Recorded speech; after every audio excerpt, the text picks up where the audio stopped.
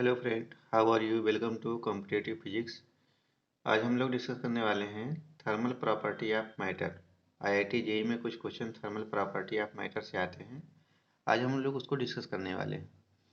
जो क्वेश्चन आए हुए हैं उसको डिस्कस करने वाले हैं और इसी क्वेश्चन से हम पूरा टॉपिक को क्लियर करेंगे। चलिए स्टार्ट करते हैं। क्वेश्चन नंबर 1 है, heat given to body which raise its temperature by 1 degree Celsius, it is called as a thermal capacity. Right. To raise temperature by 1 degree, किसी बॉडी को अगर मान लीजिए कोई बॉडी है और इसको आप हीट दे रहे हैं, आप इसको हीट सप्लाई कर रहे हैं, राइट। तो इसका टेम्परेचर इंक्रीज होगा। मान लीजिए इसका टेम्परेचर 1 डिग्री सेल्सियस इंक्रीज हो गया, डेल्टा टी। तो क्या हो गया, ये हीट थर्मल कैपेसिटी इस बॉडी की है, स्पेसिफिक हीट नहीं है। स्पेसिफिक हीट क्या होता है? स्पेसिफिक हीट Cp या Cv। Cp या Cv constant pressure, Cv constant volume है। क्योंकि ये सॉलिड बॉडी है तो यहाँ पे वॉल्यूम का कोई मतलब है नहीं, तो ये पूरा कांस्टेंट प्रेशर एटमॉस्फेरिक प्रेशर पे देखा जाएगा। तो सॉलिड और लिक्विड में सिर्फ Cp होता है, Cv नहीं होता है, क्योंकि solid and liquid incompressible fluid होते हैं, they can not be compressed. Right. तो स्पेसिफिक हीट क्या होता है? स्पेसिफिक हीट इसे हम लोग जानते हैं, Q इक्वल टू क्या होता है, M C P delta T. तो Cp क्या हो गया, Q by M delta T. मतलब किसी बॉडी के किसी बॉडी का आपने हीट दिया और उसमें क्या चेंजेज आया, टेम्परेचर पर किलोग्राम होता है ये, किलो जूल पर किलोग्राम केल्विन। किसी बॉडी का टेम्परेचर 1 डिग्री सेल्सियस, किसी बॉडी के 1 किलोग्राम का टेम्परेचर 1 डिग्री सेल्सियस बढ़ाने में जो हीट लगती है उसको स्पेसिफिक हीट कहते हैं।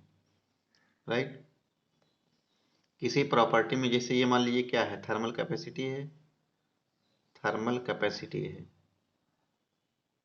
ये एक जनरल चीज है। कितनी भी बड़ी बॉडी हो, जितनी बड़ी बॉडी होगी उतनी ज़्यादा उसकी थर्मल कैपेसिटी होगी, उतनी ज़्यादा उसको हीट देना पड़ेगा 1 डिग्री सेल्सियस का टेम्परेचर बढ़ाने के लिए। लेकिन अगर उसको मास से डिवाइड कर दें तो वो स्पेसिफिक हो जाता है। किसी भी प्रॉपर्टी को अगर मास से डिवाइड कर देंगे तो वो स्पेसिफिक हो जाता है। तो ये क्या हो गया, specific heat capacity. Right. Thermal capacity और स्पेसिफिक हीट कैपेसिटी में अंतर है। थर्मल कैपेसिटी क्या है कि कोई भी बॉडी हो, कितना भी बड़ा बॉडी हो, उसको टेम्परेचर देंगे तो उसका 1 डिग्री सेल्सियस बढ़ाने के लिए जो हीट लगेगी वो थर्मल कैपेसिटी हो जाएगी। अगर बॉडी छोटी है तो कम हीट देना पड़ेगा, अगर बॉडी बड़ी है तो ज़्यादा हीट देना पड़ेगा।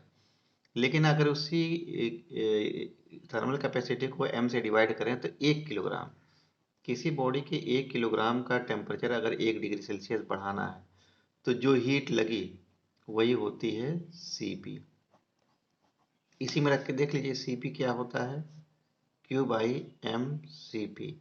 मान लीजिए मास हमारे पास 1 किलोग्राम है और टेम्परेचर टेम्परेचर 1 डिग्री सेल्सियस बढ़ा हमारा, तो इसी हिसाब से हम लिख सकते हैं Cp बराबर हो जाएगा Q।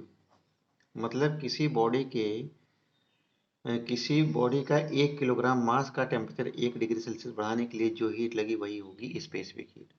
मान लीजिए हमारे पास वॉल्यूम है, वॉल्यूम मीटर क्यूब होता है, अगर वॉल्यूम को डिवाइड कर दें m से तो ये क्या हो जाएगा, मीटर क्यूब पर किलोग्राम। ये हो जाएगा स्पेसिफिक वॉल्यूम, स्पेसिफिक वॉल्यूम, या इसे ही हम कहते हैं डेंसिटी। मान लीजिए हमारे पास एंट्रोपी है S, ये किस में होता है, किलो जूल पर केल्विन में होता है। अगर इसी से हम डिवाइड कर दें m से तो किलो जूल कर किलोग्राम हो जाएगा, तो ये स्पेसिफिक हो जाएगी, ये स्पेसिफिक एंट्रोपी हो जाएगी। तो किसी भी प्रॉपर्टी को अगर मास से डिवाइड कर देते हैं तो वो स्पेसिफिक हो जाता है ना। Okay, question number 2, which are the following is more close to black body.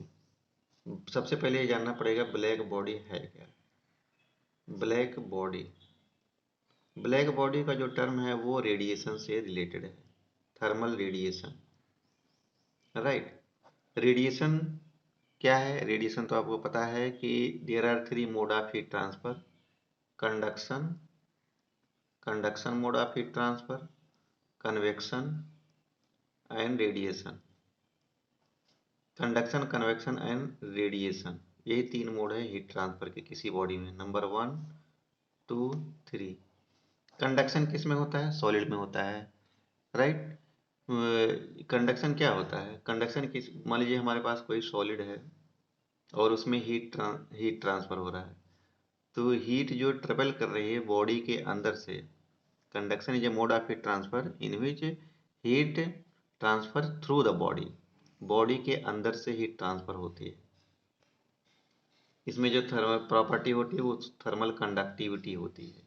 Thermal conductivity क्या है भाई? Thermal conductivity is property of the material, right. ये अगर स्टील के लिए 50 है तो कि चाहे छोटा स्टील लें चाहे बड़ा स्टील लें वो 50 ही रहेगा, 50 पर मीटर केल्विन, वाट पर metre kelvin, right.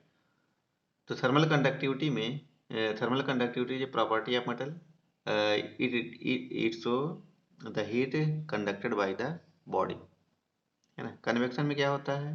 Convection is a mode of heat transfer in which heat transfer from solid to the liquid.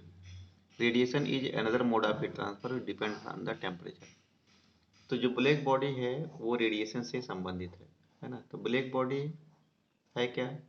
मान लीजिए हमारे पास कोई बॉडी है, इसका टेम्परेचर T है, तो ये रेडिएशन इमिट करेगा चारों डायरेक्शन में, रेडिएशन को इमिट करेगा। क्यों रेडिएशन इमिट करेगा भाई? इसका रीजन क्या है क्यों रेडिएशन इमिट करेगा? Because of its temperature. कोई बॉडी किसी भी टेम्परेचर पे हो तो हमेशा उस टेम्परेचर के करस्पॉन्डिंग रेडिएशन इमिट करता है ना। तो ये जो रेडिएशन इमिट हो रहा है ये रेडिएशन से टेम्परेचर पे डिपेंड होता है ना। तो मान लीजिए हमारे पास एक बॉडी है और इस बॉडी का टेम्परेचर T है। अगर T के करस्पॉन्डिंग जितने सारे रेडिएशन है सबको इमिट कर रहा है तो वो ब्लैक बॉडी होगी, है ना। कोई बॉडी ब्लैक बॉडी तब कहलाती है जब वो उसके ऊपर जितनी सारी रेडिएशन आ रही हैं सबको एब्जॉर्ब कर ले, है ना। मान लीजिए हम एक बॉडी बनाते हैं, ये हमारे पास एक ब्लैक बॉडी है, इसमें हमने एक होल कर दिया छोटा सा और इसमें हमने टॉर्च लगाया। टॉर्च लगाने के बाद ये किरण गई, ये रेज गई, ये रेज यहाँ से टकराई, उसके बाद यहाँ आई, यहाँ से टकराई यहाँ आई, यहाँ से टकराई फिर यहाँ आई, यहाँ से टकराई फिर यहाँ आई, यहाँ से टकराई फिर यहाँ आई। इस तरीके से ये इसके अंदर ही कैप्चर हो जाए तो ये भी तो एक ब्लैक बॉडी हो गया, क्योंकि इसने जितना रेडिएशन इसके ऊपर पड़ा उस सारे सब कुछ सारे रेडिएशन को इसने एब्जॉर्ब कर लिया, मतलब कैप्चर कर लिया, बाहर जाने नहीं दिया। तो इस तरीके की बॉडी को हम ब्लैक बॉडी कहते हैं। मतलब जितनी रेडिएशन उससे पड़ रही है वो पूरा का पूरा एब्जॉर्ब कर ले। This type of body is called a black body. जितनी सारी रेडिएशन उसके सरफेस पे पड़ रही है वो सारे का सारा एब्जॉर्ब कर ले। अब मान लीजिए हमारे पास एक ब्लैक शर्ट है, ये ब्लैक पैंट है और ये हमारे पास वाइट पैंट है। तो इस सरफेस पे ब्लैक पेंट किया गया, वाइट पेंट गया, इस पे रेडिएशन आए तो जो रेडिएशन आई उसका ज़्यादा से ज़्यादा पोर्शन ये ब्लैक कलर जो है एब्जॉर्ब कर लेता है। लेकिन अगर वाइट के ऊपर रेडिएशन पड़ेगा तो वो कुछ पोर्शन उसको रिफ्लेक्ट कर देता है। इसका मतलब ये जो वाइट वाला है ये पूरा का पूरा एब्जॉर्ब रेडिएशन को एब्जॉर्ब नहीं कर पा रहा, तो ये नॉन ब्लैक बॉडी हो जाएगी। ये हमारा नॉन ब्लैक बॉडी होगा।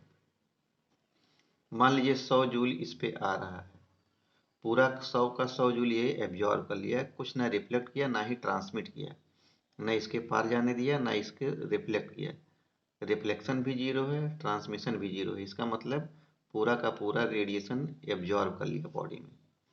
तो एब्जॉर्ब करेगा तो इसकी इंटरनल एनर्जी तो बढ़ेगी ना। तो एब्जॉर्ब कर लिया सारा का सारा रेडिएशन, तो इसलिए ये क्या हो गया? Black body. इसे हम कहेंगे ब्लैक बॉडी। लेकिन मान लीजिए कोई और सरफेस है, इस पे 100 जूल पड़ा, इसने 40 जूल क्या किया? रिफ्लेक्ट कर दिया। इसने जो है 30 जूल क्या किया? ट्रांसमिट कर दिया, मतलब आर पार कर दिया। बचा क्या? 40 30 70, बचा 30 जूल इसने एब्जॉर्ब कर लिया। तो ये क्या हो गया? ये नॉन ब्लैक बॉडी है। क्यों? क्योंकि ये कुछ पोर्शन रेडिएशन जो आई उसका कुछ पोर्शन रिफ्लेक्ट कर रहा है, कुछ पोर्शन ट्रांसमिट कर दे रहा है, बचा कुछ पोर्शन क्या कर रहा है? एब्जॉर्ब कर रहा है। मतलब पूरा का पूरा एब्जॉर्ब नहीं कर रहा है, कुछ ही पोर्शन एब्जॉर्ब कर पा रहा है, इसलिए ये नॉन ब्लैक बॉडी होती है। तो ब्लैक बॉडी क्या हुई?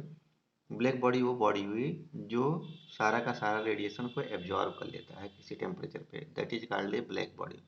हमारे पास यहाँ पे 4 ऑप्शन है। Black board paint, black board का पेंट ब्लैक होता है, ये नियर अबाउट ज़्यादा से ज़्यादा रेडिएशन को एब्जॉर्ब ही करेगा। 100 जूल में से 99 जूल एब्जॉर्ब कर लेगा, बाकी 1 जूल ही रिफ्लेक्ट या ट्रांसमिट कर पाएगा। तो इसका मतलब ये नियरली ब्लैक बॉडी है, मतलब very close to the black body ही इसको ब्लैक बॉडी हम मान सकते हैं कुछ हद तक। ग्रीन लीव्स, जो हरा कलर होता है वो पूरा का पूरा एब्जॉर्ब नहीं कर पाता है हरा रंग। ब्लैक होल, ब्लैक होल ब्रह्मांड का वो दाना है जो सारी की सारी चीज़ों को अपनी ओर आकर्षित करता है, यहाँ तक कि वो लाइट रेज को भी अपने पास से गुजरने नहीं देता है, उसको भी एब्जॉर्ब करता है। ब्लैक बॉडी क्या है? मान लीजिए हमारे पास एक बॉडी है जो ब्लैक होल है। हमारे ब्रह्मांड में बहुत सारे ब्लैक होल अवेलेबल हैं, मौजूद हैं।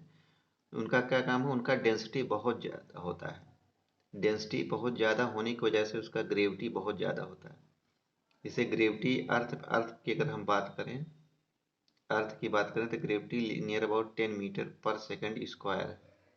लेकिन अगर यहाँ पे ग्रेविटी बात करें तो यहाँ पे ग्रेविटी नियर अबाउट इनफाइनाइट है और इसका डेंसिटी बहुत ही ज़्यादा होगा, राइट। ये क्या कर देगा? इतनी ज़्यादा ग्रेविटी होने की वजह से इसके पास जो भी कुछ आता है ये इसको उस पार नहीं जाने देता है, इसको ऑब्जॉर्व कर लेता है। जैसे मान लीजिए सूरज की किरण इस तरीके से जा रही है तो ये ही ऑब्जॉर्व जाएगी, इधर नहीं जा पाएगी। इसे भी हम ब्लैक बॉडी कह सकते हैं, लेकिन इसकी कुछ प्रॉपर्टी की वजह से इसको ब्लैक बॉडी नहीं माना जाता है, तो ये ब्लैक बॉडी नहीं है, राइट। ब्लैक बॉडी के नियर अबाउट क्या है? Black board paint. Red rose, लाल गुलाब, ये भी ब्लैक बॉडी नहीं है, क्योंकि जो अगर हम कलर की बात करें तो कलर में जो सबसे ब्लैक कलर होता है वो सारा का सारा रेडिएशन को एब्जॉर्ब कर लेता है ना। तो ब्लैक कलर का जो अगर शर्ट पहनेंगे तो आपको गर्मी के दिन में बहुत प्रॉब्लम हो सकती है। गर्मी के दिन में ब्लैक शर्ट पहनने से क्यों प्रॉब्लम होगी? क्योंकि ब्लैक कलर का टी शर्ट जो है सारा का सारा रेडिएशन को एब्जॉर्ब कर लेता है। अगर रेडिएशन को एब्जॉर्ब करेगा, मैंने बताया कि रेडिएशन को एब्जॉर्ब करेगा तो इंटरनल एनर्जी बढ़ेगी, तो बॉडी के अंदर क्या होगा? हीट बढ़ेगी, इससे गर्मी ज़्यादा लगेगी, है ना। इसके अलावा जो भी कलर हैं वो ब्लैक कलर से कम रेडिएशन को एब्जॉर्ब करते हैं, इसलिए जैसे ग्रीन कलर हो गया ये भी नहीं हो सकता है, रेड हो गया ये भी नहीं होगा। अगर वाइट होता तो बिल्कुल नहीं हो सकता, क्योंकि white white just black body का उल्टा है। वाइट कलर जो है ब्लैक बॉडी का उल्टा है, क्योंकि वाइट कलर में अगर 100 जूल आया है तो उसका 90 जूल रिफ्लेक्ट हो जाता है, 10 जूल ही ट्रांसमिट और एब्जॉर्ब हो सकता है। तो परफेक्टली नॉन ब्लैक बॉडी आप कह सकते हैं। लेकिन इसका मतलब ये नहीं कि सारी वाइट कलर की चीज़ें मतलब नॉन ब्लैक बॉडी होती हैं। अगर हम बर्फ़ की बात करें, ये हमारे पास मान लीजिए आइस है। आइस आइस तो हमारा क्या होता है? आइस हमारा वाइट होता है, बट ये ब्लैक बॉडी है, but it is a black body. इसको हम ब्लैक बॉडी कह सकते हैं। क्यों कह सकते हैं ब्लैक बॉडी?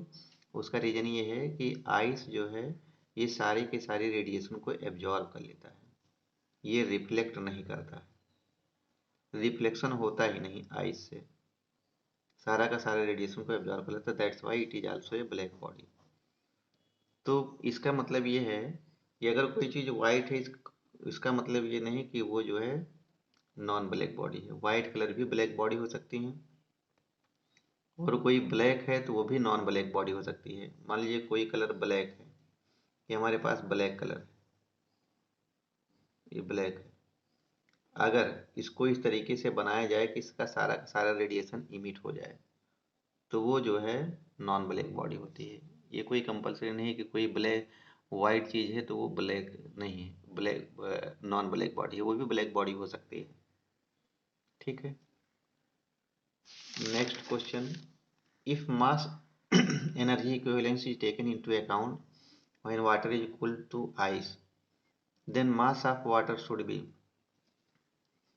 हमारे पास E equal to M C square है, आइंस्टीन का इक्वेशन है। इसमें क्या कहते हैं? Energy can be converted into the mass and mass can be converted into the energy, right.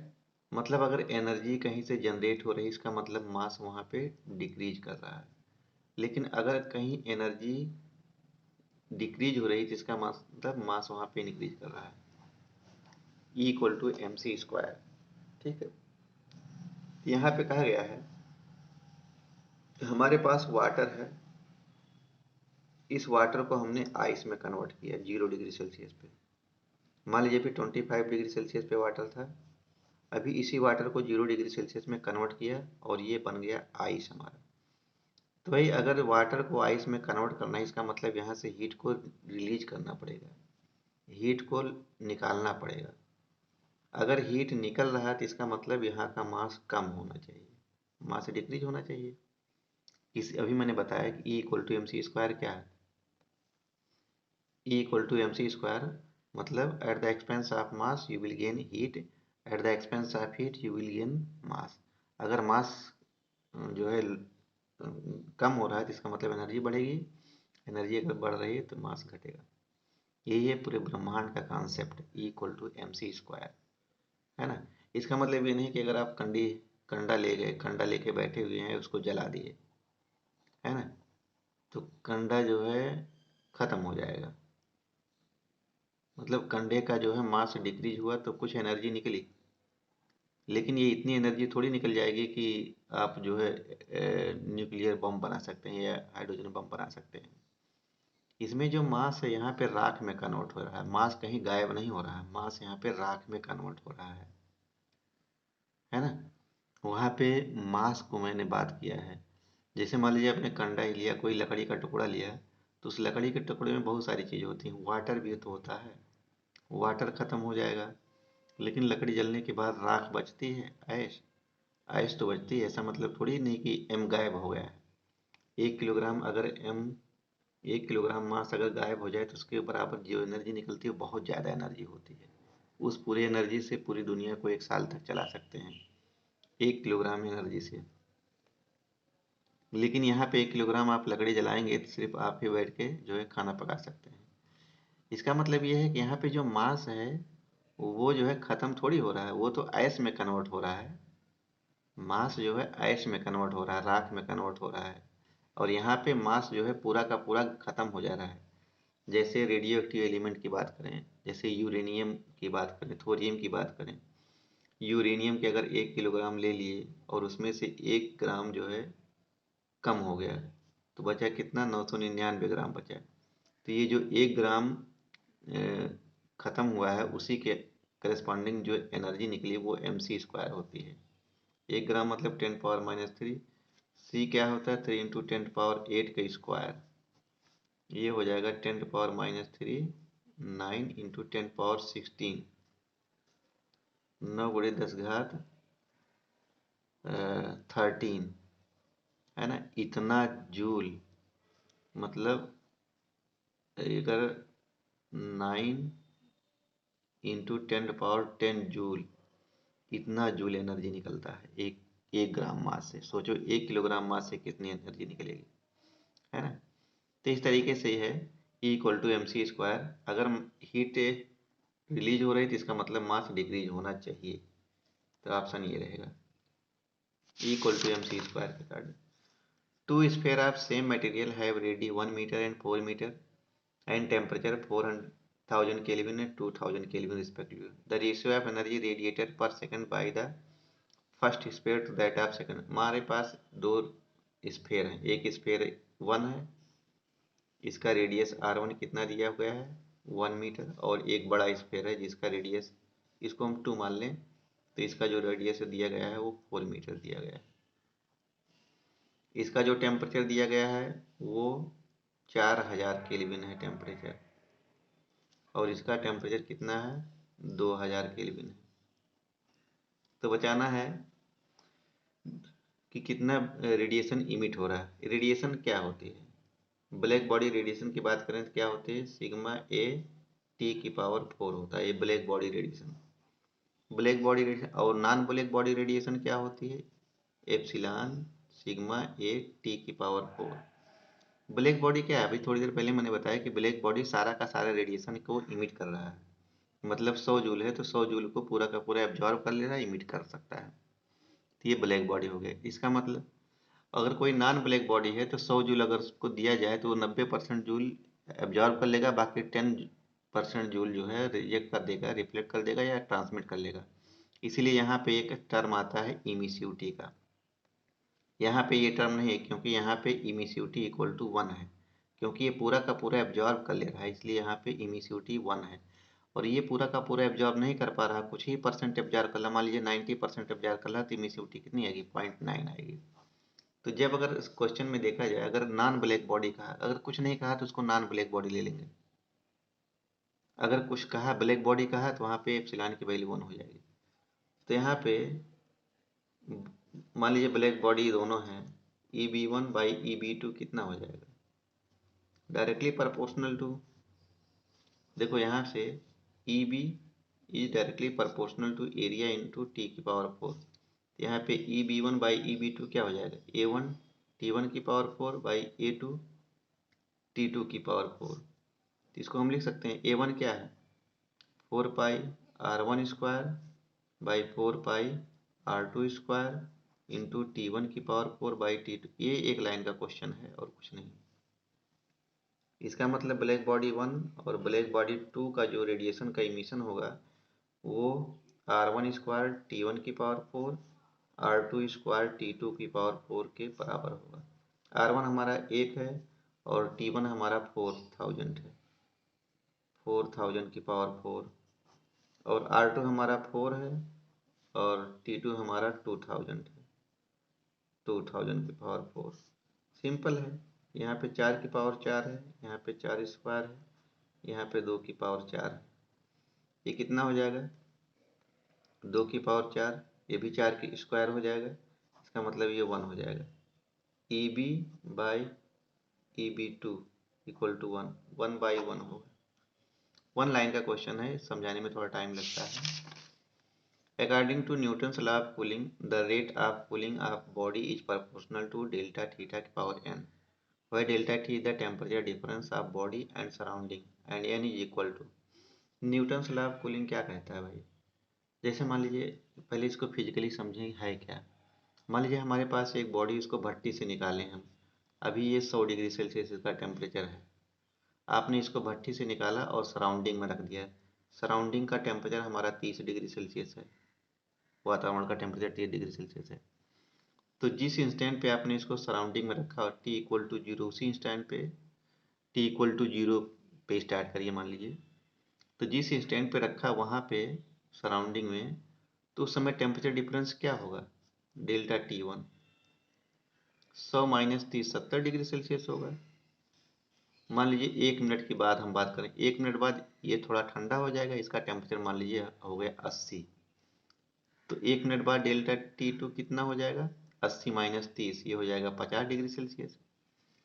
फिर 10 मिनट बाद हमने देखा, 10 मिनट बाद मान लीजिए इसका टेम्परेचर 40 डिग्री सेल्सियस हो गया। तो 10 मिनट बाद जो डेल्टा टी होगा, टेम्परेचर डिफरेंस होगा, वो कितना हो जाएगा, 40 माइनस 30, 10 डिग्री सेल्सियस हो जाएगा। इसका मतलब क्या है कि टाइम के साथ साथ इस बॉडी का टेम्परेचर कम होता जा रहा है। मतलब सराउंडिंग का टेम्परेचर 30 डिग्री से शुरुआत में 100 डिग्री सेल्सियस था, तो इसका टेम्परेचर धीरे धीरे घटता जाएगा। तो डेल्टा टी क्या है, धीरे धीरे घटता जाएगा। और आपको पता है Q इक्वल टू